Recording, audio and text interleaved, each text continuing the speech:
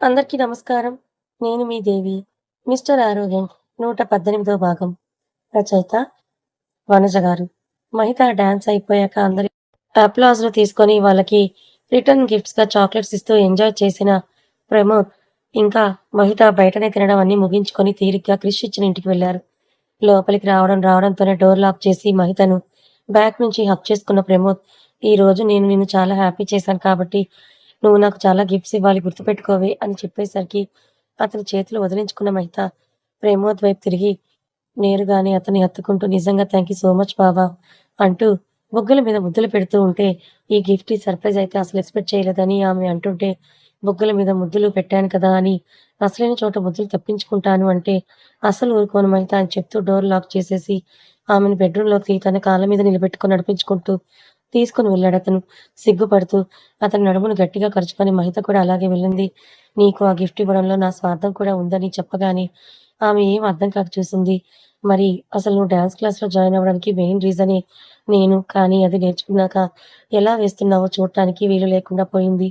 అందుకే ఇలా ప్లాన్ చేశానంటూ అతను నవ్వుతుంటే, నిజమే, తిరుపత చిన్నప్పటి నుంచి సంగీతం క్లాసెస్‌కి వెళ్ళేది. దాంతో ఆమె వయసుతో పాటు సంగీతంలో అనుభవం కూడా వచ్చి 10వ క్లాస్‌కంతా గాన కోకిలైపోయింది. కానీ శ్యామల వల్ల, శర్మగారి వల్ల ఆమె బయట ప్రదర్శనలకు ఎక్కడికి వెళ్ళలేదు.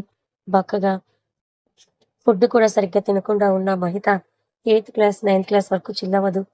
ఉంటే ప్రమోద్ అని, "మీ అక్క సంగీతం నేర్చుకుంది. నువ్వు డాన్స్ క్లాస్‌కి వెళ్లి నేర్చుకోవే" అని చెప్పి చిన్న పిల్లలందరూ ఉన్న డాన్స్ స్కూల్‌లో సంవత్సరం నుంచి మహితని ఎంకరేజ్ చేసి బతిమాలి ఒప్పించి డాన్స్ నేర్చుకునేలాగా చేశాడు ప్రమోద్. కానీ ఆ తర్వాత ఇంటర్, బీటెక్, జాబ్స్ అంటూ ఆమె పూర్తిగా నాట్యం చేసే సమయంలో అతను ఊర్లోకే రాలేదు. ఇక ఆ తర్వాత అసలుకే కుదరలేదు. అందుకే ప్రమోద్ ఇలా ప్లాన్ చేశాడు. ఎవరి గతంలోకి వాళ్ళు వెళ్లి బయటకొచ్చాక ఇద్దరు ఒకరినొకరు చూసుకుంటూ నవ్వుకున్నారు. బావా అంటూ ఆమె ఈసారి గట్టిగా హగ్ చేసుకొని అతని బుగ్గల పీకి కొరుకుతూ ఉంటే కెమికల్ రియాక్షన్ జరిగి ఆమెను ఇంకా దగ్గరికి తీసుకున్నాడు. ఎఫెక్షన్ టచ్‌లో లేకుండా వేరేలాగా అనిపిస్తున్న దాన్ని ఫీలయిన మహిత అతని చేతులు తీసేస్తుంటే తిరిగి అతను వాటిని ఆమె నడుము మీద పెడుతూ ప్లీజే అనడంతో, "ఇప్పుడే వద్దు బావ" అని చెప్పిందామె. "మహి, అర్థం చేసుకోవే ప్లీజ్. ఇప్పుడే అంటే ప్రాసెస్ ఇప్పుడే స్టార్ట్ చేస్తే వెంటనే పిల్లలు పుట్టేయరు కదా. నాకు తెలుసు నువ్వు మీ అక్క పిల్లలు తర్వాత కనాలనుకుంటున్నారని. ఫస్ట్ పిన్నయ్యాకే మమ్మీ కావాలనుకుంటున్నావు, కానీ దానికోసం నన్ను పస్తులు పెట్టడం అస్సలు బాగోదు బయిత. ప్లీజ్" అని అంటూ అతను ఆమె మెడకు ఉన్న చున్నీ తీసి పక్కన పడేశాడు. "అలా కాదు బావ. మనం ఇంకా సెటిల్ అవ్వలేదు. అబ్రాడ్‌లో ఉన్నామంటూ ఆమెకు సగం ఇష్టం సగం కష్టంగా ఉంటూ మాటలు కూడా బలుక్కొని చెప్తూ ఉంటే, "ఏం కాదు.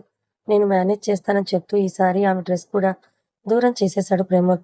సిగ్గుగా అనిపించి ప్రమోద్ వైపు తిరిగి అతన్ని హత్తుకుంది మహిత. చేతికి అందిన స్విచ్‌తో లైట్ ఆపేసి తను కూడా షర్ట్ తీసేశాడు ప్రమోద్. "బావ" అంటూ ఆమె, "మహి ప్లీజ్" అంటూ అతను బ్రతిమాలుకుంటూనే ఇద్దరూ వివస్త్రులయ్యారు. నుదుటి మీద ముద్దుతో మొదలుపెట్టి అరికాలి వరకు ఆమెలోని ప్రతి అంగుళం తన అదరాలతో స్పృశిస్తూ ఆమెలోని తాపాన్ని అమాంతం పెంచేశాడు ప్రమోద్. "బావా" అని అంటూనే ఆమె అతనికి సహకరిస్తూ తన ఒంటిని విల్లులా మార్చేసరికి ఆమెలోకి దూసుకుపోయాడు ప్రమోద్. ఈసారి బావ అన్న మాట బదులు అమ్మ అన్న అరుపు రావడంతో సారీ సారీ అంటూ ఆమె నోటిని తన పెదవులతో కళ్ళెం వేసేస్తూ తన చేతులకు పనిచెప్పాడు ప్రమోద్. అలా ఇద్దరి మధ్య సారి ప్రకృతి కార్యానికి మహిత బర్త్‌డే సాక్షిగా నిలిచి తమను పూర్తి దంపతులుగా మార్చేసింది. 2 గంటల తర్వాత అలసిపోయి తన ఎద మీద దుప్పటి వెచ్చదనంలో సేద తీరుతున్న మహిత అతని చెంపలకు ముద్దులు పెడుతూ థాంక్యూ బావ అని అంటుంటే, "నువ్వు కాదు థాంక్స్ చెప్పాల్సింది నేనంటూ ఆమె నుదుటి మీద ముద్దు పెట్టుకొని మహిత చాలా నీరసంగా ఉన్నట్లు అనిపిస్తూ ఉండడంతో వాటర్ తాగించి అలాగే జోకొడుతున్నాడు. కాసేపటికే నిద్రలోకి జారుకుంది మహిత. తమ ఫ్యూచర్ గురించి ఆలోచిస్తూ ప్లాన్స్‌ని రెడీ చేసుకుంటున్న ప్రమోద్ కూడా పడుకుందామని అలా కళ్ళు అంటించేసరికి ప్రమోద్ ఫోన్ మోగింది శర్మగారి కాల్‌తో. "ఈ మేనేజర్ నన్నిక్కడికొచ్చినా చావగొడుతున్నాడు. లీవ్ పెట్టానని అప్పుడే ఈ తెల్లోళ్ళు మా మేనేజర్‌కి చెప్పాడా" అనుకుంటూ విసుగ్గా నేమ్ కూడా చూడకుండా లిఫ్ట్ చేసి, "హలో! యెస్ సార్" అన్నాడు. నాన్నని పట్టుకొని "సార్ అంటావేంట్రా బడవా" అంటూ శర్మగారి వాయిస్ వినిపించేసరికి ఉలిక్కిపడి కళ్ళు తెరుస్తూ "నాన్నగారు" అంటూ నమ్మకం కుదరక మరోసారి పిలిచేసరికి నాన్నగారిని, "ఎక్కడున్నావు? అంత చీకటిగా ఉంది" అంటూ శర్మగారి వాయిస్ వినిపించేసరికి కంగారులో, "నేనెక్కడున్నాను? ఇంట్లోనే ఉన్నాను నాన్నగారు. ఏమైంది? ముఖ్యమైన విషయమా?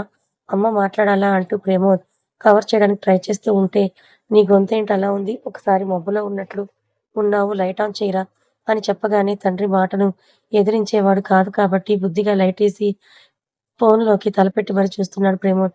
అక్కడ చలి అని విన్నాను. మరి చుక్క లేకుండా ఎలా ఉన్నావురా? అమ్మ ఏం చేస్తుంది అని అంటూ శర్మగారు అడుగుతుంటే తనెలాగో బుక్కయ్యాడు. మహితను బుక్ చేయబుద్ధి గాక తను వంట చేస్తోంది నాన్నగారు అని చెప్పాడు. ఇక్కడ టైం మధ్యాహ్నం 12 అవుతోంది. అక్కడ అర్ధరాత్రి 12 అవుతూ ఉంటుంది గదా! మరి ఈ సమయంలో వంట ఏంట్రా బడుద్దాయ్ అంటూ శర్మగారు తిట్టేసరికి ఇలా దొరికిపోయానేంట్రా అనుకుంటూ అది నాన్న తను వంట చేస్తోందనుకున్నాను కానీ చెయ్యట్లేదు. హాల్‌లో ఉంది అంటూ తత్తరపడుతూ చెప్తూ ఉంటే కొడుకు వాళ్ళకని పక్క నుండి తొంగి మరీ ఫోన్‌లోకి చూసిన కమల ఏవండీ మీరు ఫోన్ పెట్టేయండి. వాడు తర్వాత చేస్తాడులే అని చెప్పింది. తర్వాత ఏమవుతుంది? పగలు వాళ్ళకైనప్పుడు మనం నిద్రపోతుంటాం కదా! ఎలాగూ లేచాడు. 10 నిమిషాలు మాట్లాడతాడులే అంటూ ఆయన చెబుతూ ఉంటే రామచంద్ర అంటూ తల కొట్టుకున్నారావిడ. కొడుకు సంశయిస్తున్న విధానాన్ని బట్టి కొంచెం లిప్‌స్టిక్ మరకలు, అక్కడక్కడ కుంకుమ తగిలి ఉండడం చూసి శర్మగారికి కూడా మ్యాటర్ అర్థమైంది. సర్లే పిచ్చి పిచ్చి అలవాట్లు, కొత్త కల్చర్‌లు వాటి జోలికి పోకుండా బుద్ధిగా మన సంప్రదాయాన్ని పాటిస్తూ ఉండు అని ఇండైరెక్ట్‌గా కాపురం మ్యాటర్‌లో ఇన్‌స్ట్రక్షన్స్ లాగా చెప్పి కాల్ కట్ చేశారాయన. హమ్మయ్య! అనుకున్న ప్రమోద్ హాయిగా నిద్రపోతున్న మహితను చూసి నాన్న మాట్లాడిన విషయాలు తలుచుకొని నవ్వుకుంటూ ఆమెనింకా తనకి తగ్గట్టుగా తన చేతిలో బంధించి నిద్రలోకి జారుకున్నాడు. మీరేంటండి కొత్తగా పెళ్ళైన వాళ్ళని ఈ సమయంలో ఫోన్ చేసి డిస్టర్బ్ చేస్తున్నారంటూ కమల అనేసరికి ఆవిడ వైపు ఒకసారి చూసి అలా సైలెంట్‌గా బయటికి వెళ్ళిపోయారాయన. కమలకు మాత్రం కొడుకు, కోడలు ఒక్కటైపోయారులే. ఇంక ఏ బాధలు ఉండవని సంతోషపడుతూ మనసులోనే దేవుళ్ళకి దండం పెట్టేస్తున్నారు. అలాగే పనిలో పనిగా తొందరగా నానమ్మ అయిపోతే కూడా బావుండు అని అనుకుంటూ అగ్రహారం ప్లస్ అమెరికా మ్యాటర్స్ ఇలా ఉన్నాయన్నమాట. మనం మళ్ళీ బృందావనంకొచ్చేస్తే ఆయన రూమ్‌లోకి రాగానే గొడవ వేసుకుంది హరిత. చెవిలో వేలు పెట్టి తిప్పుకున్న ఆయన ప్లీజ్ ఆ నోటిని కొంచెం క్లోజ్ చేస్తావా? అని అడగటంతో చెయ్యను. అస్సలు చెయ్యను. మీరు నా కొడుకు గురించి ఏమనుకుంటున్నారు? అంటే మేము మీరాపేస్తే తప్ప వాడేమీ చేయలేడనుకుంటున్నారా? ఇంత ఆస్తి పెట్టుకొని కూడా వాడు మీ దగ్గర అప్పు చేయాల్సినంత అవసరం ఏంటి చెప్పొచ్చు కదా! ఈ ఆస్తి నీదేరా! ఎంత కావాలంటే అంత తీసుకో అని. అలా కాకుండా వాళ్ళ దగ్గరున్న నగలు, ఫ్లాట్, పేపర్స్ అన్నీ పెట్టుకొని మరి డబ్బులిస్తారా? కొంచెమన్నా మీకు కరెక్ట్ అనిపిస్తోందా? అంటూ హరిత ప్రకాష్ గారి మీద గొడవ వేసుకుంది. ఏయ్! నేనిస్తానన్నాను. వాడే నాకు అప్పుగా కావాలంటే నేనేం చేయను? ఊరికే ఇచ్చినా కూడా తీసుకోడు. అందుకే ఇలా పెట్టుకున్నాను. అయినా ఈ నగలు నా దగ్గరుంటే ఏంటి? వాడి దగ్గరుంటే ఏంటి? ఇవి వాళ్ళ అమ్మ నగలు. వాడి కష్టార్జితం. ఆ ఫ్లాట్ అవి తొందరగా దక్కించుకోవడానికైనా బాగా కష్టపడతాడని ఇలా చెప్పాను లేవే అంటూ ప్రకాష్ గారు చెప్తూ ఉంటే, మళ్ళీ అంటే నా కొడుక్కి బరువు బాధ్యతలు తెలీవనుకుని క్రమశిక్షణగా ఉండడనా మీ ఉద్దేశం అంటూ ఆమె కళ్ళు పెద్దవి చేసి తిట్టబోయేలోపు బుగ్గన ముద్దు పెట్టుకున్న ప్రకాష్ గారు నువ్వేమైనా అనుకో. ఇప్పుడు మాత్రం నాకు కొంచెం పనుందని చెప్పగానే ఆవిడ సిగ్గుపడుతూ మనసులోనే ప్రకాష్ గారిని తిట్టుకుంటూ తన పనిలో పడిపోయింది. చెక్ తీసుకొని వచ్చి త్రిపుర చేతుల్లో పెట్టాడు క్రిష్ బాబు. నాకెందుకండి ఇస్తున్నారు? ఖర్చు పెట్టాల్సింది మీరైనప్పుడు మీ దగ్గరే పెట్టుకోవచ్చు కదా అని ఆమె అంటూ ఉంటే, పర్లేదులే ఉంచు నీ దగ్గర. రేపు బ్యాంకుకి వెళ్లి డ్రా చేద్దామని చెప్పిన అతను ఫోన్ కాల్స్‌లో బిజీ అయిపోయాడు. నెక్స్ట్ డే త్రిపురను బ్యాంకుకి తీసుకువెళ్ళాడు క్రిష్ బాబు.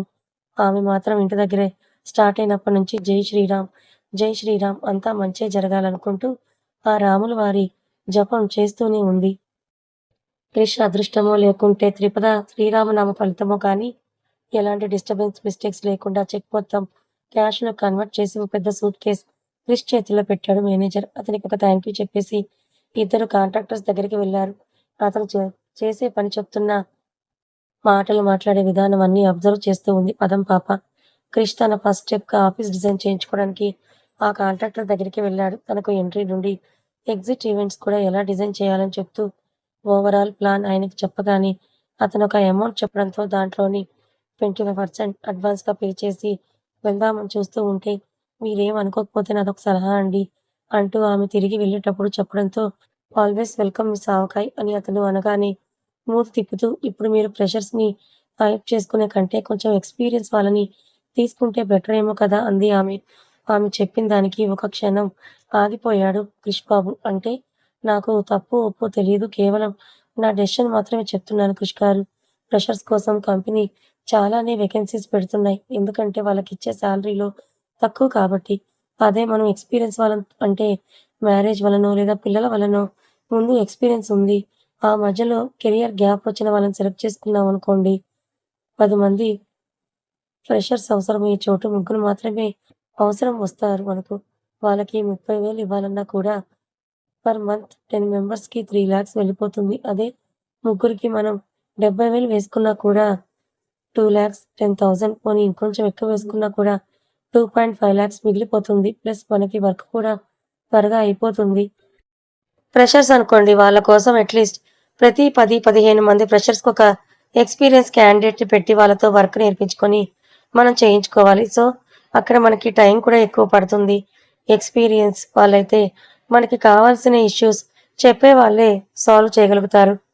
ఇంకో ఇంపార్టెంట్ థింగ్ ఏంటంటే, పిల్లలున్న వాళ్ళకి అంటే చిన్న పిల్లలు, ఫీడింగ్ మదర్స్ వాళ్ళకి మనం వర్క్ ఫ్రమ్ హోమ్ ఆప్షన్ కూడా అవైలబుల్ చేస్తే ఎక్కువ మంది ఇంట్రెస్ట్ చూపిస్తారు. ఇంకా నార్మల్ లేడీస్ ఆఫీస్‌కొచ్చే వాళ్ళ కోసం మనం బేసిక్‌గా స్నాక్స్ మంచి రెస్పాన్స్ కొంచెం రెస్టింగ్ ఏరియా, కిండర్ గార్టెన్, స్కూల్‌కి వెళ్ళే పిల్లలు ఉంటే ఒక చిన్న ప్లే గ్రౌండ్ కట్టిస్తే చాలు. వాళ్ళు కూడా ప్రశాంతంగా ఇంటి దగ్గర టెన్షన్స్ వదిలేసి ఇక్కడ మనకు కావాల్సినంత వర్క్ చేసి పెడతారంటూ ఆమె చెప్తూ ఉంటే మనసులోనే మెచ్చుకున్న క్రిష్ బాబు ఆమె భుజం మీద చెయ్యి వేసి తీసుకెళ్తూ చిన్నప్పుడు తిన్న జీడిపప్పు తెలివి ఇప్పుడు బాగానే పనిచేస్తోంది పదం నీకు అని చెప్పేసరికి అతను వెటకారంగా మాట్లాడుతూ ఉండడంతో మీకు నా ఐడియా నచ్చినట్టు లేదు కదా క్రిష్ గారు అని బేలగా అడుగుతుంటే నో చాలా బాగుంది పర్లేదు నేను నా కంపెనీ అడ్వైజర్‌గా పెట్టుకోవచ్చని అతను అంటుంటే, నా జీవితాన్ని మీకిచ్చెయ్యాలి అనుకుంటున్నాను. మరి నా టైంని మీకు ఇవ్వనా క్రిష్ గారు అని ఆమె అనడంతో,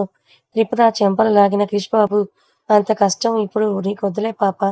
ఫస్ట్ మీ మామగారి బిజినెస్‌ను చూసుకొని, second year same percentage complete చెయ్యి అన్నట్లు చెప్పడం మర్చిపోయా. మీ ఫస్ట్ ఇయర్ రిజల్ట్స్ వచ్చాయి. 80% వచ్చింది. కంగ్రాట్స్ కదా! పార్టీ చేసుకుందాం అని అతను అంటూ ఉంటే, ఏం పార్టీ అని త్రిపుర.